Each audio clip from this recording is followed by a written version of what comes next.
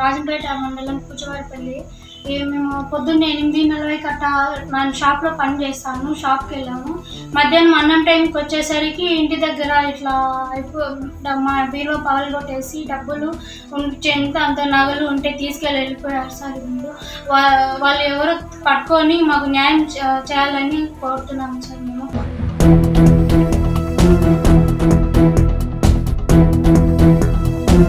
పని చేసుకొని బతుకునే వాళ్ళం. మేము ఇట మాదిరి చేసినారు.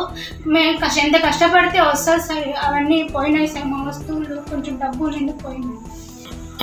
ఇందులో 2 జతలు కమ్మలు ఉన్నాయి సార్. 2 జతలు కమ్మలు, మా చిన్న మాటీలు ఉన్నాయి, చెవులో పెట్టుకున్న మాటీలు, ముక్కుపడి ఉండే పోగులు, అవి చిన్న చిన్న వస్తువులు అన్నీ, ఉంగరాలు 2 బీరువాలో పెట్టుకొని ఉన్నాం సార్. మేము ఎక్కడికైనా వెళ్తే వేసుకుంటాం, లేకపోతే బీరువాలో పెట్టుకుంటాం. అవి కూడా తీసుకొని వెళ్ళిపోయినారు. డబ్బులు 7,000 ఉంది సార్. డబ్బులు కూడా పోయింది సార్.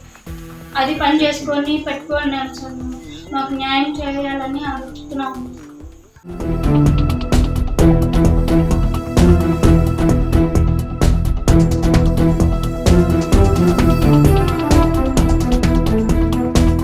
మండలం కుకివారిపల్లి పంచాయతీలో కుకివారిపల్లి గ్రామంలో ఉదయం నేను 11:30 మా ఇంటి నుంచి పని మీద బయటకు వెళ్ళినప్పుడు మ్యారేజ్ ఫంక్షన్ అటెండ్ కావాల్సిన టైంలో అటెండ్ అయ్యాము. ఆ టైంలో మా ఇంటికి దొంగతనం జరిగింది. బయట బేగం బగలు కొట్టారు.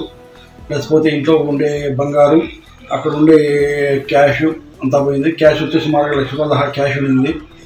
బంగారు వచ్చి కమ్మలు వచ్చి 4 జతల కమ్మలు, ఒక నెక్లెస్, ఒక హారం ఒకటి పోయింది చిన్నది. పోతే క్యాష్ అంతా తీసుకెళ్ళిపోయారు.